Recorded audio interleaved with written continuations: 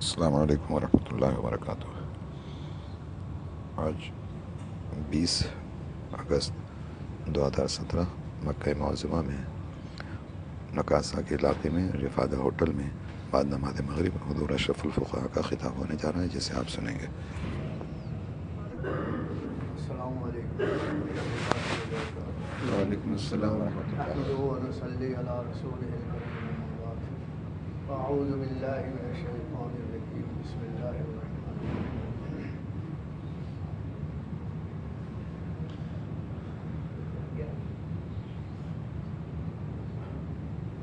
إن الله وملائكته يصلون على النبي يا أيها الذين آمنوا صلوا عليه وسلموا تسليما اللهم صل على سيدنا مولانا محمد وعلى ال سيدنا مولانا محمد وبارك وسلم صلاة وسلام عليك يا رسول الله صلى الله تعالى عليه وسلم صلاة وسلام عليك يا رسول الله صلى الله عليه وسلم۔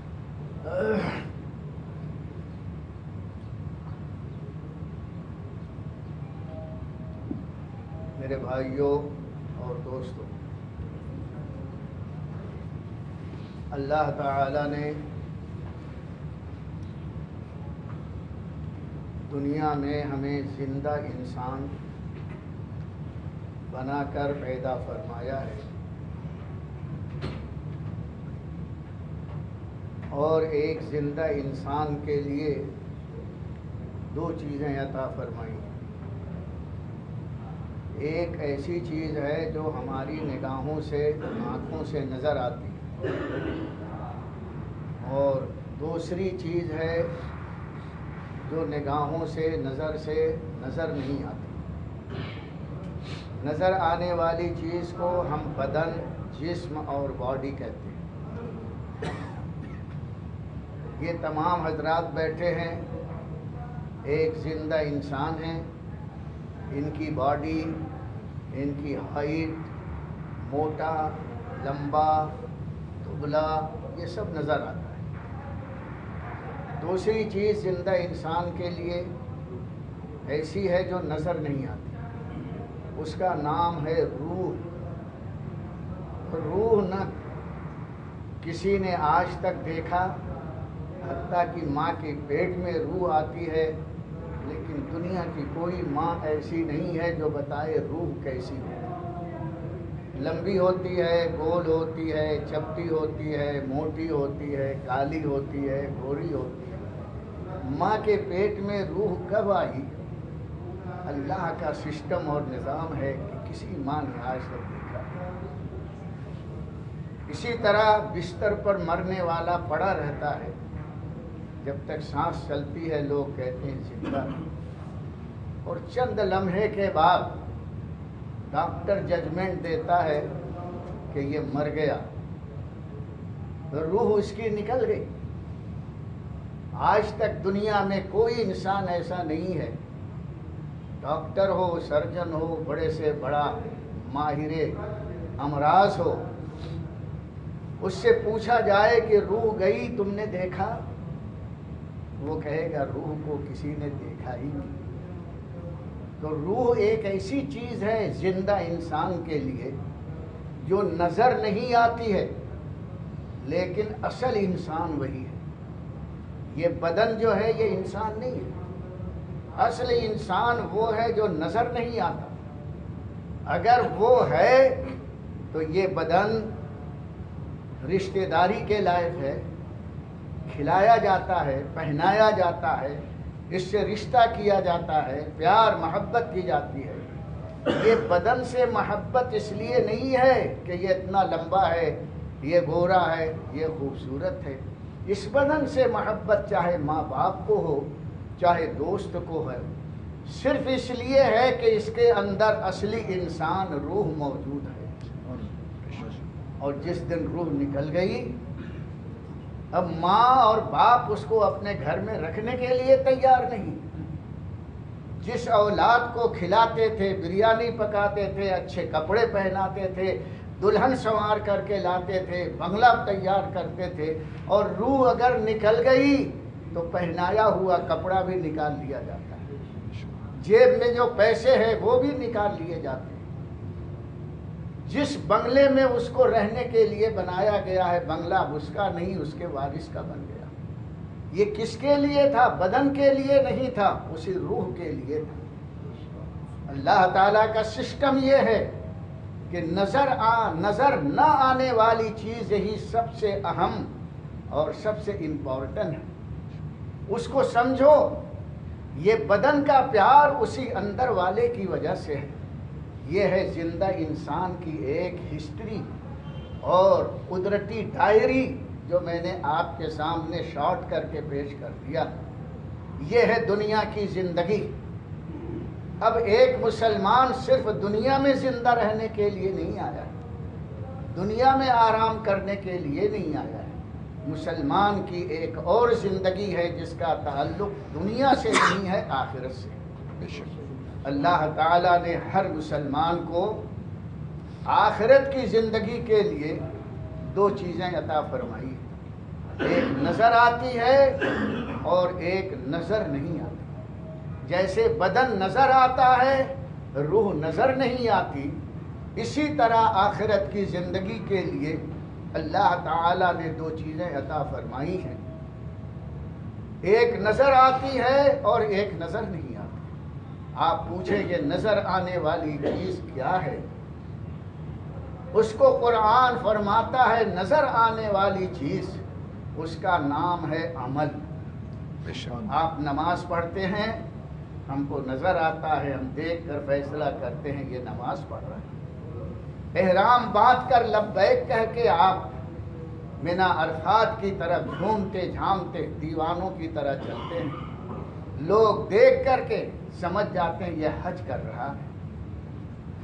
آپ تلاوت قرآن کر رہے ہیں، جو عمل بھی آپ کریں گے، پیسہ بانٹیں گے، زکوٰۃ دیں گے، نظر آتا ہے۔ عمل جو ہے یہ بدن کی طرح ہے، نظر آتا ہے، لیکن اصل آخرت کی زندگی صرف عمل نہیں ہے،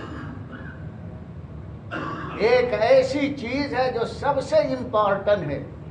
جس طرح روح اور بدن کا کمبینیشن تھا تو دنیا کی زندگی قائم تھی، اسی طرح آخرت میں عمل ہے جو نظر آتا ہے، وہ بھی کامیابی کے لیے ضروری ہے۔ اور دوسری چیز جو نظر نہیں آتی اس کا نام ہے عقیدہ۔ سبحان اللہ سبحان اللہ۔ اس کا نام ہے عقیدہ۔ عقیدہ کسی کا آج تک کسی نے نہیں دیکھا ہے کہ عقیدہ جو دل میں ہے وہ کیسا ہے۔ عقیدہ روح کی طرح ہمیشہ پوشیدہ رہتا ہے، بے شک اور عمل بدن کی طرح نظر آتا ہے۔ بدن اور روح کا جب تک صحیح تعلق رہتا ہے وہ زندہ ہے، بنگلے میں رہنے کے لائق ہے، کھانے پینے کا انتظام کیا جائے گا، سب اس سے پیار محبت کریں گے، صرف روح کا کنیکشن بدن کے ساتھ ہونا چاہیے۔ اسی طرح اسلام کی لاجک اور اسلام کا آئیڈیا یہ ہے کہ عمل اور عقیدہ ان دونوں کا کمبینیشن اور ان کا تعلق اگر مضبوط ہوتا ہے تو آخرت میں پروردگار عالم رہنے کے لیے جنت عطا فرمائے، سبحان اللہ۔ کھانے پینے کے لیے نزلا من غفور الرحیم، غفور الرحیم کی طرف سے اس کی میزبانی کا انتظام کیا جائے۔ سبحان اللہ۔ اور اگر عقیدہ عمل کے ساتھ نہ رہا، دونوں کا کنیکشن اور سمبند ٹوٹ گیا، عمل ہے اور عقیدہ خراب ہو گیا، تو ایسے کے بارے میں اللہ تعالیٰ فرماتا ہے عاملۃ ناصبۃ تصلی نارا حامیہ۔ عاملہ عمل والا ہوگا، ناصبہ دنیا میں خوب عمل کے لیے اس نے محنت کی ہوگی، لیکن رب کا ججمنٹ یہ ہوگا کہ تصلی نارا حامیہ، جہنم کے بھڑکتے ہوئے انگارے میں ڈال دیا جائے۔ جیسے مردے کو آگ میں جلا دیا جاتا ہے یا قبر میں گڈھے میں ڈال دیا جاتا ہے، ایسا وہ عمل کرنے والا جس کا عقیدہ خراب ہو جائے، عمل تو نظر آئے گا بہت اچھا تھا، عقیدہ خراب ہو گیا، وہ ہم کو نظر نہیں آتا ہے، رب کو نظر آتا ہے، وہ فیصلہ کرے گا کہ اب یہ مردہ ہو چکا ہے اس کا ایمان، اے فرشتوں اسے جہنم میں ڈال دو، تسلا نارن حامیہ، جہنم کے بھڑکتے ہوئے انگارے میں ڈال دیا جائے گا۔ اب وہاں عمل کو بچانے کے لیے عقیدہ لانے کا کوئی چانس نہیں ہوگا۔ لن یؤخر اللہ نفسا اذا جاء اجلھا، اللہ فرماتا ہے جب موت آ جائے گی تو پلک جھپکنے کے برابر بھی اس کو چانس نہیں دیا جائے گا۔ اس لیے اعلیٰ حضرت فرماتے ہیں آج لے ان کی پناہ، سبحان اللہ، آج مدد مانگ ان سے، پھر نہ مانیں گے قیامت میں اگر مان گئے۔ بے شک مانو یہاں تو اللہ اور رسول تمہاری وہاں مانیں گے، اور یہاں اگر نہیں مانا، عمل بھی خراب کر دیا، عقیدہ بھی خراب کر دیا، تو میرے دوستو وہاں ٹھکانہ کہاں ہوگا؟ اس لیے آج ہی ہم حج کرنے آئے ہیں، عمل کو سنبھالنے آئے ہیں، نماز پڑھ رہے ہیں، عمل کو سنبھال رہے ہیں، لیکن اس عمل کو سنبھالنے کے لیے ضروری ہے کہ اسلام نے جو عقیدہ، جو تصور پیش کیا ہے، سچے عقیدے کی امانت اپنے دل کی تجوری میں بند کر لو۔ یہ اسلامی عقیدے خراب نہ ہونے پائیں، ورنہ یہ عمل چوپٹ ہو جائے گا، اس کی کوئی حقیقت نہیں ہے۔ یہ حج ایسا مبارک عمل ہے، ایسا مبارک عمل ہے کہ قدم قدم پر اس کے اندر عقیدے کی روح موجود ہے۔ عمل ہے کیا؟ عمل سجدے، حج ہے کیا؟ سجدے کا نام نہیں ہے، یہ حج نام ہے دوڑنے بھاگنے کا، یہ نام ہے زور زور سے بولنے کا، یہ حج نام ہے پتھر مارنے کا، یہ نام ہے مرڈر کرنے کا، قربانی کرنے کا، یہ حج نام ہے بے سلا کپڑا پہننے کا۔ آخر کیا اللہ تعالیٰ نے بے سلا کپڑا پہنا؟ اللہ تعالیٰ نے لبیک کہا تھا، اللہ نے کسی کو پتھر مارا تھا، آخر یہ سب عبادت کیوں ہے؟ اللہ کے محبوب بندوں کی ادائیں تھیں، وہی اللہ نے اپنی عبادت بنا دی۔ سبحان اللہ، بے شک حضرت ابراہیم نے پتھر مارا تھا، شیطان کو رب کو بڑا پسند آیا۔ سب کے لیے ابراہیم علیہ السلام کی اس کام کو اللہ نے اپنی عبادت بنا لیا۔ بے شک حضرت ہاجرہ بچے کی پیاس بجھانے کے لیے صفا مروہ کے درمیان دوڑی تھی، یہ ماں کی عادت ہے۔ عبادت کے لیے انہوں نے یہ کام نہیں کیا تھا، پانی کی تلاش کے لیے کیا تھا۔ رب کو اس اللہ کی بندی کی یہ عادت اتنی پسند آئی کہ ہر عمرہ کرنے والے پر صفا مروہ کے درمیان میں دوڑنے کو واجب قرار دیا۔ بے شک اللہ والوں کی عادت رب کی عبادت۔ پتھر مارنا، جب دشمن ستاتا ہے تو کوئی بھی پتھر مارتا ہے۔ جب شیطان نے حضرت ابراہیم کو ڈسٹرب کیا تو آپ نے پتھر مارا، یہ تو انسان کی عادت ہے، لیکن حضرت ابراہیم کی اس عادت کو رب نے ایسا پسند فرمایا کہ اب 3 دن تک شیطان وہاں نظر آئے نہ آئے، آتا ہی نہیں، لیکن اس عقیدے کے ساتھ کہ ابراہیم کی یہ عادت تھی، آج اس عادت کو پورا کرتے ہیں، اللہ کی عبادت بن جاتی ہے۔ بے شک تو یہاں عقیدہ بھی سنبھلتا ہے اور عمل بھی سنبھلتا ہے۔ آپ یہ نہ سمجھیں کہ ہم شیطان کو پتھر مار رہے ہیں، اس تصور کے ساتھ نہیں، اس عقیدے کے ساتھ آؤ کہ حضرت ابراہیم نے اپنے زمانے میں دشمن کو بھگانے کے لیے پتھر مارا تھا، آج ہم اللہ کے خلیل حضرت ابراہیم علیہ السلام کی اس ادا کا پروسیجر کر رہے ہیں، اور یہی اللہ کو آج پسند ہے۔ ورنہ پتھر مارنا عبادت میں، عبادت کا انداز کہاں سے آیا؟ صرف عبادت کا انداز اس لیے آیا ہے کہ حضرت ابراہیم کا یہ انداز تھا۔ بے شک اگر حضرت ابراہیم نے وہاں پتھر نہیں مارا ہوتا وہ عبادت تھی۔ صفا مروہ کے درمیان حضرت ہاجرہ دوڑی نہیں ہوتی، عبادت نہیں۔ حضرت آدم علیہ السلام کعبہ بنانے کے بعد کعبے کا معائنہ کرنے کے لیے کعبے کے ارد گرد 7 چکر لگایا، کہیں کوئی کمی تو نہیں رہ گئی، ادھر سے دیکھا ادھر سے دیکھا۔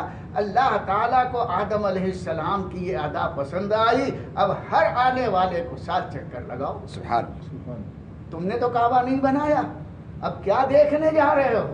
تو اللہ کا اعلان ہوگا تمہیں دیکھنے کی ضرورت نہیں، دیکھنے والا تو میرا محبوب آدم تھا، وہ اپنی عادت کے مطابق اس نے چکر لگایا، اس کا چکر لگانا مجھے اتنا پسند آ گیا کہ سب کے لیے میں نے عبادت بنا دی۔ بے شک یہ حج جو ہے عمل کی بھی حفاظت کرتا ہے، یہ حج عقیدے کی بھی حفاظت کرتا ہے، تاکہ ایک زندگی آخرت کی ہم کو حج کے ذریعے مل جائے۔ اللہ تعالی ہم سب کو حج اشتراک کرنے کی توفیق عطا فرمائے کہ اس کے محبوب بندوں کا بھی تصور ہو اور اللہ کے پیار اور اس کی رضا کا بھی تصور ہو، ان دونوں کا کمبینیشن ہوگا تو زندہ حج ہوگا، عقیدہ بھی زندہ ہوگا اور عمل بھی توانا ہوگا۔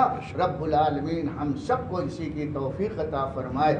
وصلی اللہ تعالی علی خیر خلقہ سیدنا و مولانا محمد و آلہ و اصحابہ اجمعین برحمتک یا ارحم الراحمین۔